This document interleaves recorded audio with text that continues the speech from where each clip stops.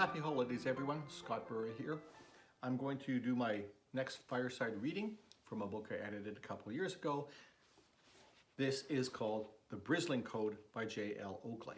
This is the third book in her series on the German occupation of Norway during the Second World War and the Norwegian resistance.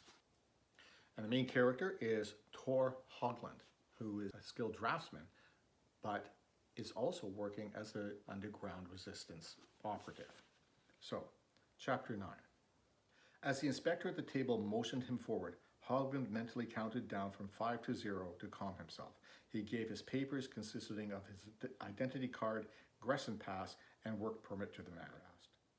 Are you on holiday? The inspector asked. Haugland wasn't surprised that he was a Norwegian, but the gray-haired man's gruff voice did not match the look in his eyes. The inspector turned Haugland's papers over to read, but Haugland felt it was an act. He's afraid. Nay, Haugland kept his shoulders and jaw relaxed as he waited for the SD soldiers to finish rifling through his rucksack, his papers to be returned. When they did and he was waved through, he felt a great sense of relief, only to have it dashed when a lone uniformed Gestapo agent waved him over. "Show me your papers," the Gestapo officer said to Haugland in perfect Norwegian. He frowned as the group passed. Haugland complied, taking his time to study the man. He was a tall man and athletic, dark blonde hair cut short around his ears, hazel eyes. He looked German, but had the accent of someone from Drammen. "Why are you here?" the man asked. "For work." Who was this man? Was this Becker, the SD officer that London had warned him about? "All right, you may go." Tack. Haugland pulled his bike from the table and walked it away. He paused to shift his rucksack on his shoulders and looked up at the end of the line. And looked up to the end of the quay. He just had to make it to the street and up into the little park behind the white stone Nykirken church, tantalizing him with refuge. There, Tommy and Stig waited. "Hello again, my friend," the German soldier named Horst Werner said as he came up to him. His friends joined them. Great. What a time to be singled out as a German-loving Norwegian. It certainly piqued the interest of the Gestapo agent. Of course, again Haugland couldn't ignore them. He had to stop and speak to them. He invited them to walk with him.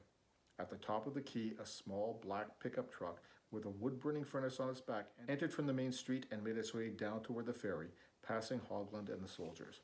Haugland continued walking until he felt the hair rise on his neck as someone shouted in German, "Halt!" Cautiously, Haugland looked back.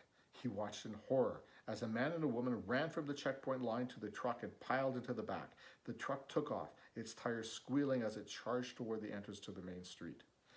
"Down!" Haugland said in German, pushing Werner away. He stumbled and fell to the ground beside Werner. He landed hard on his shoulder, but out of range of the firepower that flowered out above them. Chased by SD soldiers, the truck careened as it attempted to turn the corner, but the furnace on the back exploded, causing it to crash into a wall.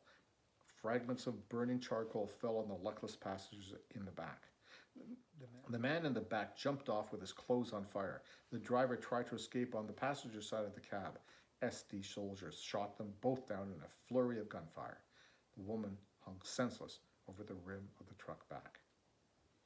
Just 50 feet away from the scene, Haugland kept his cheek to the icy wet ground, but Werner and his friends stood up. To help the SD soldiers? A single shot made Haugland lift his head. An SD soldier stood over the driver, his firearm putting an end to him. Another SD soldier dragged the woman off the truck and threw her onto the street. When she screamed in pain, he kicked her in the side a couple of times. 2 other soldiers used their coats to put out the fire. Haugland closed his eyes and took a deep breath before opening them. Nothing could be worse until a black van, which Norwegians called a Black Maria, showed up at the top of the quay. As helmeted men dressed in the black uniform of the SD jumped out, Haugland feared they would round up hostages. Do they? Well, you can find out by reading The Brisling Code by J.L. Oakley. Find it at any e-tailer as well as at your bookstore. If you don't see it on the shelves, ask someone. Again, that's The Brisling Code by J.L. Oakley, part of her Norwegian occupation series. I'm Scott Burry. I edited this book, and I'm very proud of it. Have a happy holiday, everyone.